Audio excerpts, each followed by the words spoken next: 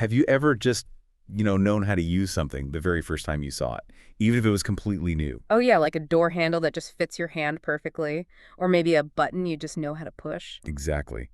Or conversely, have you ever felt utterly lost navigating like a seemingly simple app, tapping around, wondering what on earth you're supposed to do next? Definitely. That intuitive click or that really frustrating confusion, it often comes down to this key concept in design: affordances. Affordances, right. It's Yeah. that feeling where the design itself seems to almost whisper, use me like this. Precisely. So today we're taking a deep dive into affordances, what they actually are, where this powerful idea came from. And why understanding them is just so crucial for creating technology that feels, well, natural, intuitive, and genuinely empowering. Yeah, our mission really is to unpack how these sometimes simple design choices can either make tech seamlessly integrate into your life, like magic almost. Or just leave you feeling totally frustrated, like ready to throw your phone across the room. We've all been there. We really have. And to help us navigate this, we'll be drawing insights from some really foundational thinkers, people who shaped this field. Right, like the psychologist James J. Gibson, who had these groundbreaking ideas. And of course, Don Norman, the design and usability expert, hugely influential work there. Absolutely. And we'll also touch on current thinking from specialists in interaction design and human-computer interaction, too. Okay, great. So are you ready to unlock some of these design secrets? Let's do it. So when we talk about affordance, the term itself, it was originally coined by James J. Gibson. He was a perceptual psychologist back in the 60s and 70s. Okay, Gibson.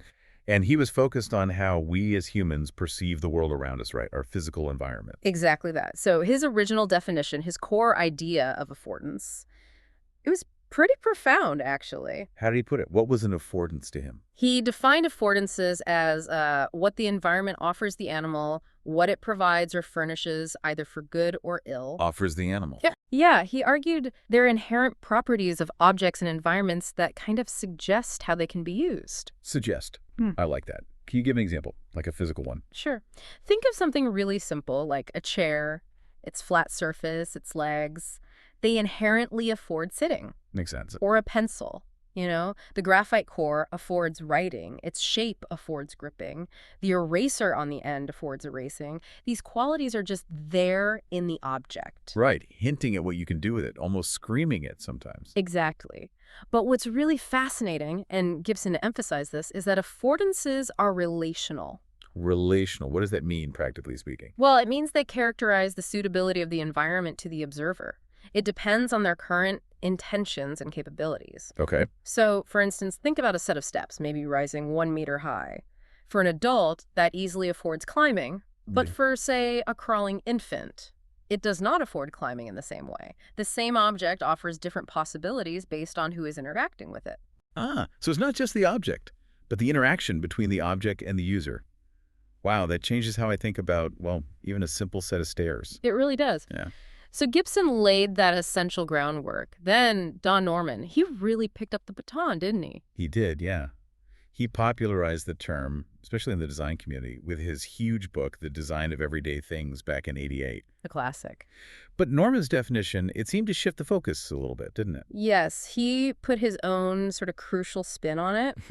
While Gibson focused on those inherent objective properties, Norman focused more on perceivable action possibilities. Perceivable. Yeah. Okay, so what users think they can do.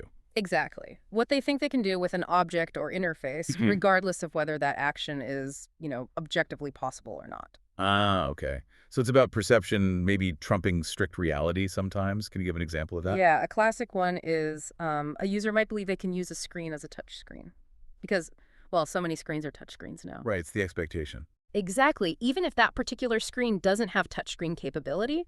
So in design, it's often what the user perceives that really matters for usability, even if it's not a real affordance in Gibson's original purely objective sense. Got it. So it's about the user's mental model, their expectations. Norman really drove this home, didn't he?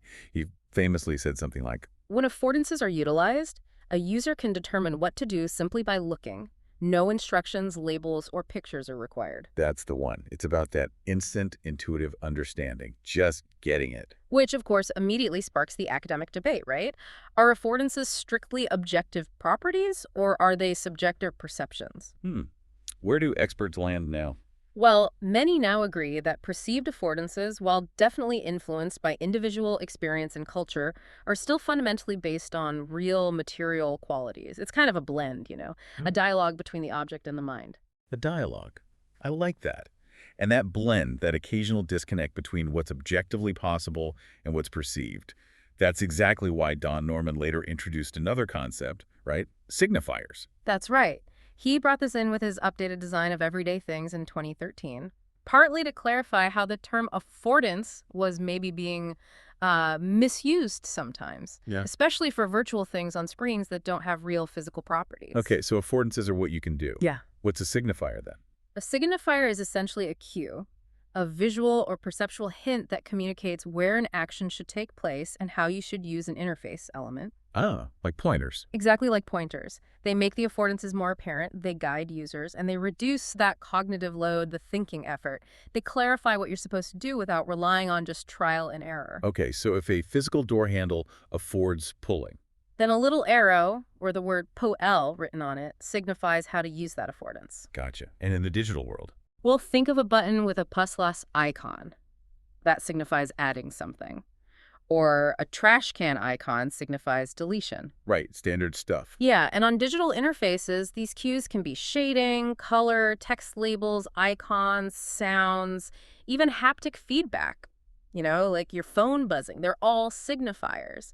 Can you give a real-world example of how they work together? Sure, a great one is the wireless charging pad in some cars, like the Kia Optima. The pad itself has the affordance of charging your phone wirelessly, Okay. but the signifiers are crucial. There's usually a little symbol, maybe a phone outline with a lightning bolt, and a rectangular outline on the pad itself. Ah, showing you where to put the phone. Exactly. Without those hints, you might completely miss the feature, even though the affordance is right there, silently waiting. That makes sense. And you see this in software design, too. Oh, definitely. Think about Google's material design language for Android. It uses signifiers like subtle shadows and textures to evoke the affordances of physical objects. It makes digital things like cards feel like you can lift them up or swipe them away. It's borrowing from the physical world to make the digital world intuitive. So signifiers are basically the instructions, but without the words, making affordances visible. That's a really powerful distinction. It is. And Norman later argued that, for designers, signifiers are arguably more important than affordances themselves. More important. Yeah. But doesn't that risk interfaces getting, too cluttered, just trying to explain every single possible action? That's a great point, and it's a constant balancing act for designers. Right. Is there a point where too many signifiers just become overwhelming? Absolutely. The goal isn't to stick a signifier on everything. It's about using them strategically, judiciously, to highlight the most crucial actions, or maybe to make hidden affordances discoverable when needed. Okay. Because, yeah, oversignifying can definitely lead to visual clutter and cognitive overload, which Yeah. completely defeats the purpose. So it's about clarity, not just sheer quantity. It really is. Okay, so now we get what affordances and signifiers are and why they're so vital. How do designers actually use these concepts? Let's dive into the principles and categories they employ to create those intuitive experiences. Sounds good. Like, have you ever opened an app and just instinctively knew what to do because it felt so familiar? Absolutely. And that often comes down to a core principle, familiarity. It's all about minimizing your cognitive load, that mental effort needed to figure things out. Okay. Users just prefer products that work like other things they already know. It connects to Jacob's law, the idea that your users spend most of their time on other sites and apps. So they expect things to work similarly. Exactly. So making your site logo click back to the homepage isn't just a common pattern. It's like a huge shortcut for their brain. You leverage existing mental models, make your product feel like home, and boom, much less user friction. That makes total sense. It's like our brains have these built-in shortcuts for common patterns. And building on that, there's also predictability, right? You shouldn't have to guess what's going to happen. Exactly. Good design sets accurate expectations before you even act. This means using clear language, like a button label, tells you precisely what will happen. No surprises. Right. And having a logical order for things, like asking for your name before your address in a shipping form, it just feels right. And clear error messages, too, I suppose. Oh, definitely. You should get a clear sign-in error. You entered an incorrect password, not some cryptic code like system error Hashtag 03213A. That just reduces anxiety and builds trust. Yeah, totally. And then there's discoverability. This feels key. If you can't find something. It basically doesn't exist for you, right? Both content and functions need to be easy to locate. This seems like a challenge on mobile sometimes with gestures. It really is. Yeah. Gestures save screen space, which is great, but they're often hidden. So designers need really good onboarding or visual cues to teach users what's possible. Otherwise, that amazing hidden feature might as well not be there. True. And once you've found something, you want to feel in control. Yes. When you feel you're in control of a system, you're more confident, more willing to explore. How do designs achieve that? Well, by providing continuous feedback, like when you hit submit and the button turns into a little spinning progress indicator, you know something's happening. Visibility of system status, right? Exactly. And also allowing undo and redo operations, that's huge. It acts as a safety net against mistakes and really encourages you to try things out. You know, that undo button is such a lifesaver. I can't tell you how many times I've accidentally deleted something important and just that one button. Sigh of relief. Totally. It gives you incredible confidence to explore without fear. And speaking of finding what you need, that brings us to findability. What's the point of having great features if users can't actually locate them? Precisely. It's vital to help people quickly find what they're looking for, so you don't interrupt their flow or task. How do designers manage that? Well, things like visual weight using size and contrast effectively helps direct your attention. Think about a landing page like Trello's. The main headline and that bright sign up, it's free button just instantly grab your eye, right? Yeah, they pop. And visual hierarchy arranges elements by importance. It reduces cognitive load by showing you only what you need to see at each step. It's about designing for how the eye naturally scans a page. Guiding the eye. Okay. And finally, a great product should be easy to learn, right? Learnability. Yes, interaction should be easy to understand and also remember over time. How do you achieve that? Consistency is key. Using consistent color schemes, button styles, navigation throughout an app helps a lot. Makes sense. Designers also limit choices. This ties into Hick's law, basically. More choices means it takes longer to decide. The paradox of choice. Kind of, yeah. So using smart defaults, breaking down complex tasks into smaller steps, like how Adidas does their checkout process in multiple stages. Less overwhelming. Exactly. And using constraints like radio buttons instead of just an open text field, or disabling a tweet button until you're within the character limit. These all enhance learnability and prevent mistakes before they even happen. Okay, so those principles are like the toolkit.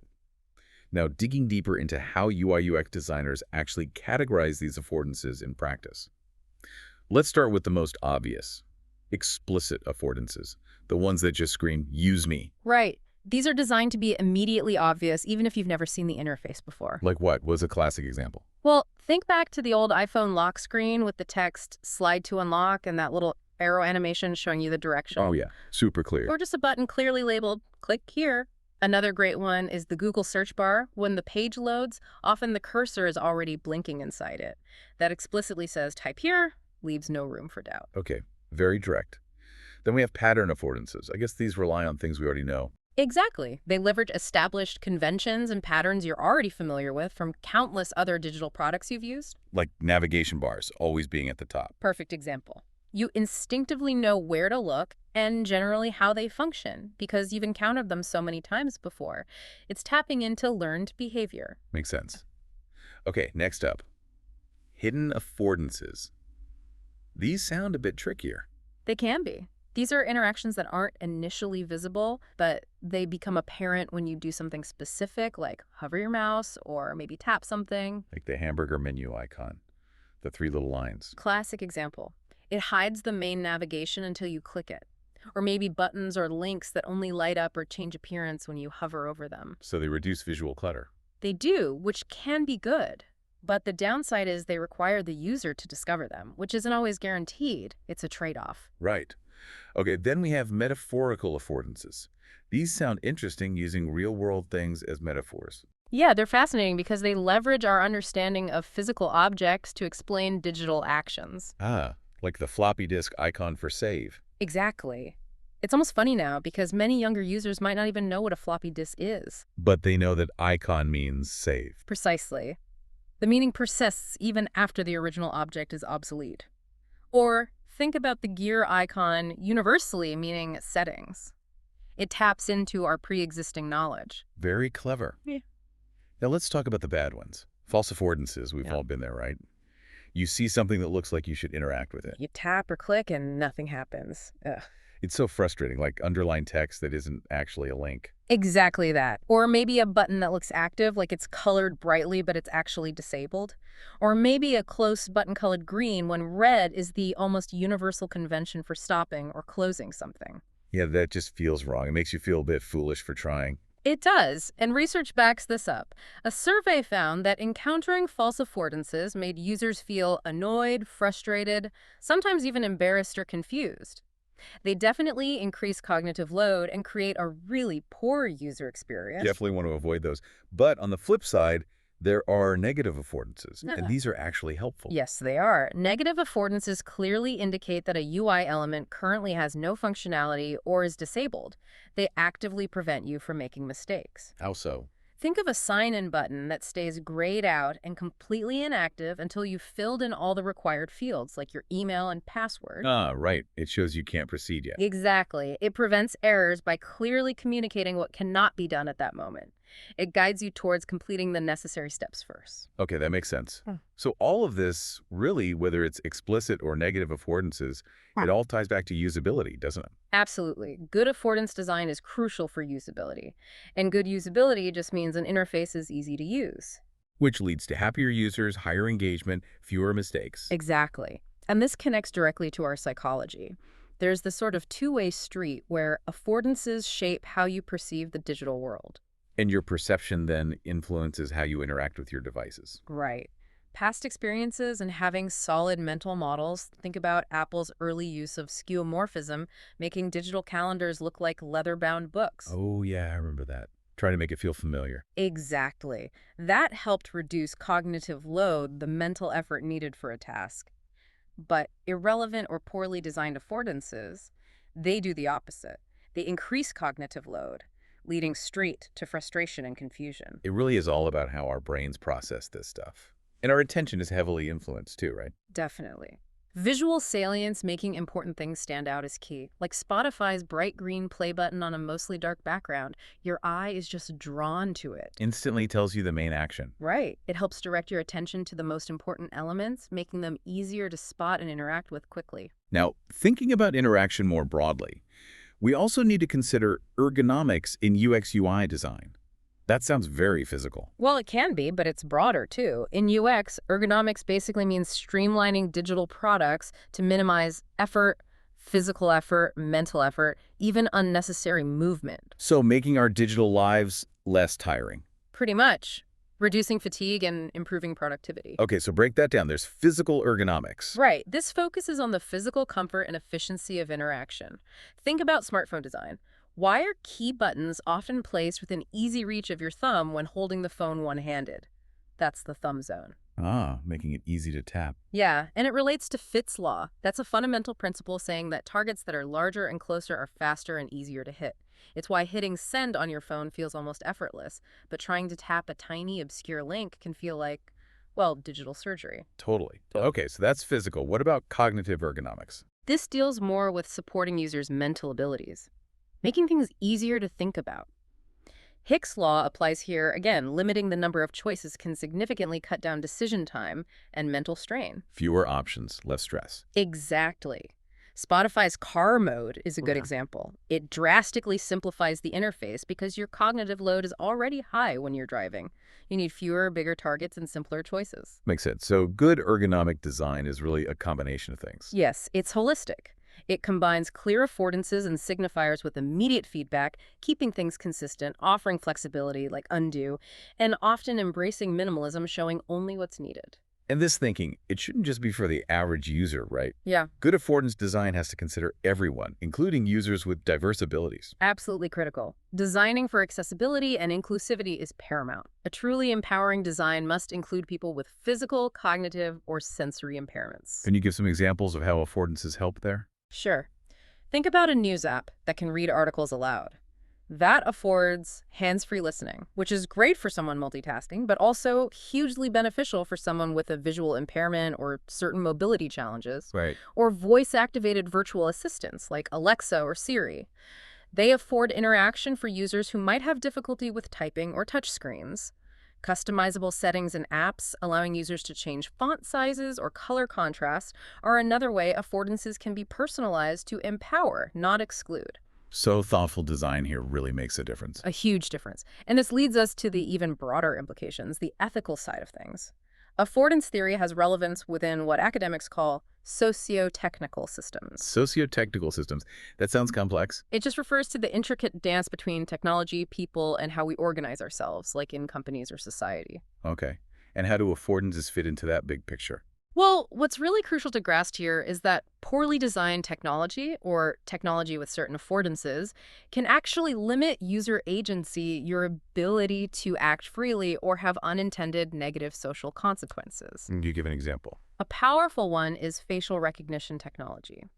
On the one hand, it affords things like enhanced security or the convenience of unlocking your phone just by looking at it. Right, seems useful. But on the other hand, it raises massive concerns about privacy invasion, government surveillance, and algorithmic bias, where the system might misidentify people from certain demographic groups more often than others. Wow, yeah. Huge ethical questions there. Exactly. It highlights the ethical responsibility designers have. They need to think about whether the affordances they're creating align with values like justice, fairness, and human dignity. It's not just about making something easy to use, it's about the impact it has. That's a really important point. Are there new ways people are thinking about this? There are, yeah. There's an emerging academic idea called actant affordances. It takes this even further. Actant affordances. Yeah, it suggests that affordances aren't just a one-way street between a human and an object. Instead, they're seen as co-constructed opportunities that get negotiated between all the elements in a system. All elements. Like what? Humans, non-humans, like the technology itself, the physical environment, even things like teaching methods or organizational rules.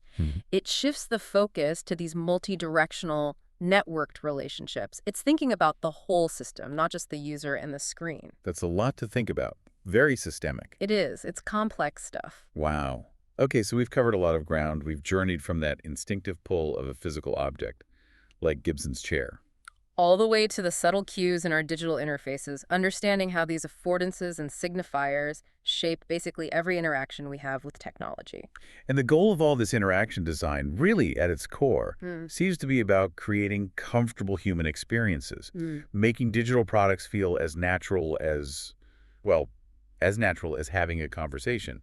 Exactly. It's about making the technology itself almost disappear into the background of our lives, allowing us to focus on what we want to do, rather than spending mental energy just figuring out the interface. It's like the silent architecture of intuitive action. Beautifully put. So maybe a final thought for everyone listening. The next time you pick up your phone or open an app or navigate a new website, maybe pause for a second. Yeah, consider this. What is that design really offering you? What affordances are there? And what is it subtly, or maybe not so subtly, asking of you in return through its signifiers? And maybe think about how that continuous conversation, that back and forth between you and your technology, shapes not just your immediate experience, but maybe even the world around you in small or perhaps significant ways.